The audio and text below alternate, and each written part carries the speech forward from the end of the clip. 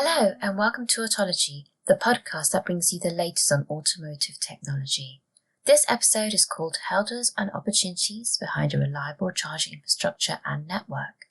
I'm your host, Lisha Thaklalal, and joining me today is Claudio Vittori, who is S&P Global's e-mobility and charging associate manager, alongside Federica Brambilla, business development manager for the EV charging services business at Diebold Nixdorf. Hello to you both. Hi, Lisha. Hi, all. Hi, thank you for having us. And it's lovely to have you both here today. So let's just jump straight into it. As it stands, we're still seeing a lot of push from all sides of the industry for electric and electrified vehicles. But the first question that I really have is, what is currently being done in the charging infrastructure industry to support all these new EVs? I mean, will there be sufficient facilities, say 5-10 years down the line to support them all?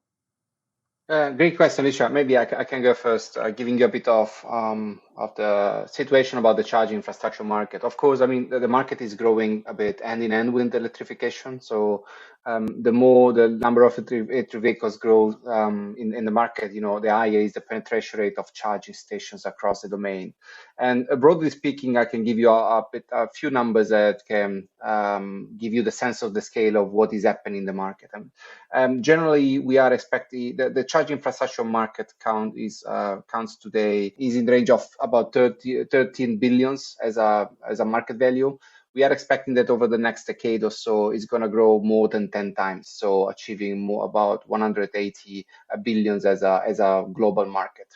And more than 50% of that will be related to the services, which implies a lot of elements across the entire value chain.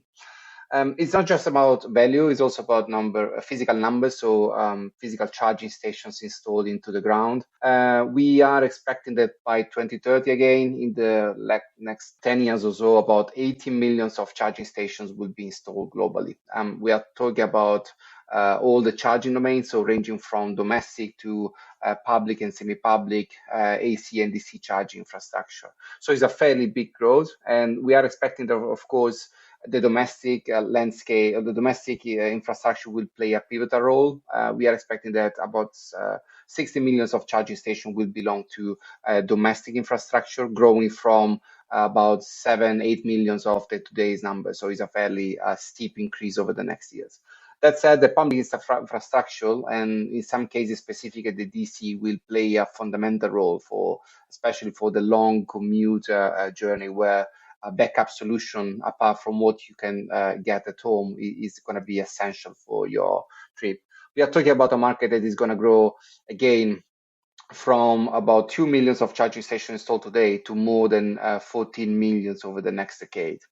And globally speaking, I mean, it's a market that is a trend that is going to affect all the different regions. Of course, we are regions that will lead the deployment. We are specifically talking about China, of course, with more than 50% of market share. But other regions such as Europe and North America will be effectively playing a fundamental role into the development and of the charging infrastructure station equipments. Okay, understood. So that's quite a significant level of growth, as you mentioned. But what are the hurdles that we need to overcome to deploy those millions of additional chargers? Yeah, Alicia, let's say Federica is definitely probably the best person to answer the question because they are much more embedded into the logic of the hurdles. But I can give you my point of view, what we are assisting the market as a market observer. I think the market is now, there are 5 major challenges that the market is facing nowadays. And the first one is that, of course, installing charging station requires the intervention of a lot of players, and most of these players are coming from the grid and from the grid perspective. So if we want to install a charging station, of course, at the bottom of the value chain, there is also the installation and the connection to the power grid of charging stations. And these are processes that, especially when it comes to the DC charging station, might take a long period of time. And this brings me to the second element. There is a connection point which has already a lot of set of paperwork that you have to complete. And not in all the cases you are allowed to do that, because the available capacity might be not enough to give you the permission. And when it happens, and again, this brings me to the second point, this might take a lot of time. We have cases in Europe where installing a DC charging station, so a high power charging solution, might take up to 24 months. Of course, that's a kind of worst scenarios, but in general, we can say that 12 months is a reasonable time frame that you have to consider before installing a charging station. Then, of course, pricing and charging availability and underutilization are other elements. Some cases, charge your car in a DC charging location might be very costly, and this is a kind of disincentives towards the users on using that. And in some cases, the result is having charging stations installed with a very low utilization rate. In Europe, the average of utilization is very low, is below 20%, even below 10% in some cases and some regions, which again brings another challenge on the table, which is if we are not using the station, all the players operating in the market are technically not getting access to the extra profit and margins to reinvest into the infrastructure. So we are in a phase where the infrastructure is still importantly incentives dependent, and where other challenges towards utilization and permits are still a bottleneck for that. Last but not least, and then I'm sure that Federica can give us a bit of more color, is the charging stations with problematic faults and not being operative as are expected to be for the final users. These are somehow, in my opinion, the major challenges we are facing nowadays about charging stations. Yeah, Claudio, I would agree, with what you have said. And I would also say that there are others, but this is also the beauty of this market, I would say, to rapidly deploy the chargers, also because we are in an early stages. And I would like to mention three main aspects and topics which are closely important and related, like profitability, customer experience, and availability. And when we say volume and quantity, it's important, of course, but also quality and reliability, it's critical. It's critical because a reliable infrastructure for e-drivers is key, which means working when the drivers need to recharge and when they can recharge the exact and proper energy that is needed. And it's convenient, it's secure. So I think this aspect, when we talk profitability, which is then the return of investment, is so important, because you said that worst case, there are cases where a DC station takes 24 months to be active and assess with the access to the public. So this means that the return on investment is a very long aspect for the profitability. When we come to the customer experience, of course, it's very important to stress again and again that they need to be available, but they need also to be secure and convenient and efficient. So if we think about a roofed charging station, you don't want to get wet in the rain and when you need to recharge, especially in some period of the year or in some days, and then the waiting times. How long is the queue for the charger? Is it clean? Is it safe? Is there enough light? Is it visible so I can know that I can go and charge also in a safe environment at night? So it's important in any case also to do something during the time of the charging. In average, usually a DC charging is 15 minutes. So can I get a coffee? Can I get a snack? Can I use the bathroom? Can I do something? So all things which are very important. And when we come to the availability, which is very close then to uptimes, this is also another aspect which is so important and is still a challenge. There is lack of standardization. So what I mean is that today, what is lacking is a common, defined, and recognized measurement and matrix. This is point number one. Point number two, the ownership of uptime. Who is the owner? There are so many stakeholders, just to mention some of them. when we have the installation of a station, this station has to be connected to power. So you have a stakeholder, which is the local entity for the electrical infrastructure that delivers the power. Then the installation has to be done by a certified installer, operated by a charge point operator. Very often, the charge, especially in public and semi-public, is located at a site where it might be owned and managed by a site host. And then it's connected to the internet service provider and a payment supplier as well, which may be different. And finally, it is serviced by an EV service company. So overall, the responsibility for keeping this charger functioning can be too much segmented. And this is, of course, something which has an impact on the overall availability. And again, I mean, the level of stakeholders have of visibility is so different. I mean, everyone has a piece of this visibility of the status of the station, of the outage, of the problem, of the damages. So we need something to standardize, and in order to then monitoring also the station and keep them available with the highest uptime. So I think these are all challenges that needs to be addressed very soon. Okay, understood. And staying on the subject of stakeholders, it would be interesting to know what various global governments and other public bodies are really doing to help overcome the challenges you mentioned, Federica. Yeah, and it's interesting to see that governments, both in Europe and in the US, have contributed a lot with active programs to accelerate these changes and this building of the infrastructure. So we can certainly say that there is a lot going on in the mobility market. And it's not just government, but it's also then, this is giving, of course, the go to the different players like manufacturers who are investing, the fuel retailers, the convenience retailers who are investing in parking spaces in order to attract new customers and make them loyal, and new CPOs. And of course, this is important. But again, these programs are all key and critical, but planning and the execution is even more important because it's also the timing and the flow of all these authorization, of all these permits, of all these activities that also Claudio was mentioning in order to have a charger really active and accessible to the public. This is really key.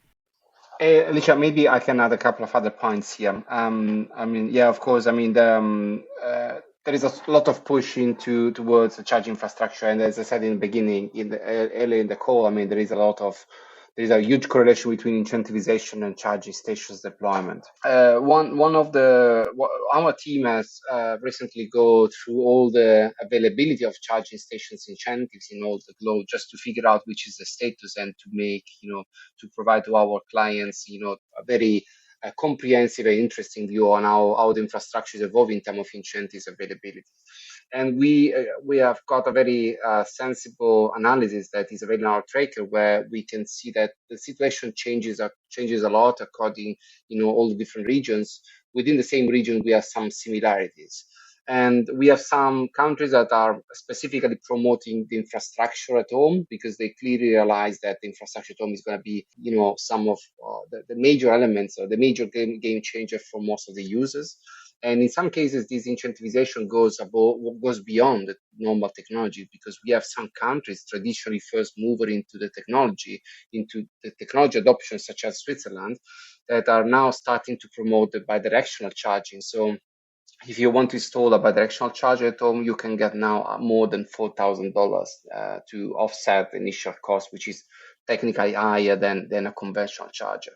When it comes to other regions, within the same region in Europe, we have countries where they have also realized how important is the public infrastructure. And specifically, out of the top 10 countries in the world, we have Germany that is playing an important role.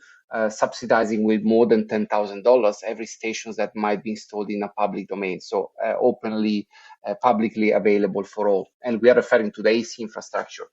Of course, as I said earlier, there is another chunk of stations that belongs to the high power charging network, where that gets essential when you move into and you are entering a, let's say, longer journey session, where the cost of the session grows also importantly. That's a case of, in this case, we can see that, again, Germany is playing an important role, as well as Italy and the US. In certain regions into the 3 countries, you can get up to $100,000 as incentives to install your charging stations. So as you can realize from these few numbers, we can see that the correlation of incentives and the deployment of station is still there. And we, of course, in the long run, we have to overcome it. But as of now, there is a kind of strong push from governments to have the charging stations installed before the arrival of the mass vehicle adoption. Okay, thanks for that, Claudio. And of course, having more public charging stations along the roadside is one thing, but what about the reliability of these facilities? I mean, could you give us an overview of, say, common malfunctions for EV chargers, or maybe name the main causes for failed charges? Sure. There are several recent studies which have studied the market, especially in the US, and have reported some, I would say, interesting results. If we think to the unavailability, I mean, particularly on a basis of recorded 26,000 charging attempts across the US, 21% were unsuccessful last year during the summer, and in some exceptional cases, 39%, which means 2 out of 5 cases were unsuccessful. And typically, the failing have to do with vandalism, software and hardware glitches, which is, again, I mean, something to think when we want to be more reliable and available. Second study, which is also very important, always done in 2022, I mean, it says that 28% of the public chargers were malfunctioning, mainly for payment, connectivity, and hardware. So if we want to go into real detail, which is so important, I mean, 50% of the cases are hardware related. So maybe the cable was too short, or there was no really something broken, and 25% was related to payment. And again, I mean, 21% has to do with the connection, because the connector was broken or the cable was too short, and only 4% was due to communication. So all these studies are helping us to understand and to see a little bit more focus on the customers, in this case, the electric car drivers, or in any case, telling us 2 very important things. That in many cases, 58% of the cases, they were unable to power up. So these chargers were out of service. And another aspect, which has to do with the quantity and the availability, no charger was available because there was a long queue and they had to wait too long. And this was the 13% who were telling us. So again, all these aspects, the growth, the incentives, but also the programs to build this infrastructure and to keep it functioning are so important. And it's good to have some findings of research or telling us what to do in order to make customer happy. Okay, and just before you wrap up today's episode, in both your opinions, what major trends can we expect to influence charging infrastructure over the next few years? Claudio, I start first and then I give it to you to close. I think coming from also observing different and more mature industries, but always having to do with service, like a charger, which is in any case a customer-facing device, 24/7, pure service. The expectation is to have these chargers this device always on. And I think one imperative is the customer perspective and the customer focus. Another one is the customer loyalty and trust. We need to be very careful because the trust can be easily damaged. And then this can have an impact on the profitability and on the overall, let's say, chain of services. So as a service provider, we are working and developing services packages and systems to have more proactive approach to monitor what is going on the infrastructure. In order to be proactive means that we can reduce in advance the cases of incident or what is going to happen in order to avoid or decrease the number of failures, and schedule as well preventative maintenance plan, for instance, just to give you an example. I think that this would be trends which we will see more and more in the next coming months, not just years. Thanks, Federica. And Alicia, maybe what I can add here is, in our opinion, there are three major elements that technology-wise might have an influence on the charge infrastructure. The first one is the emerging trend of new technologies. Of course, we are installing conventional cabled charging stations on the ground, but there is already a sort of underlying trends of more and more vehicles being equipped with wireless charging capability. Let's assume that this trend will spread out and getting market share. Of course, this is going to have a sort of influence into the deployment of charging stations.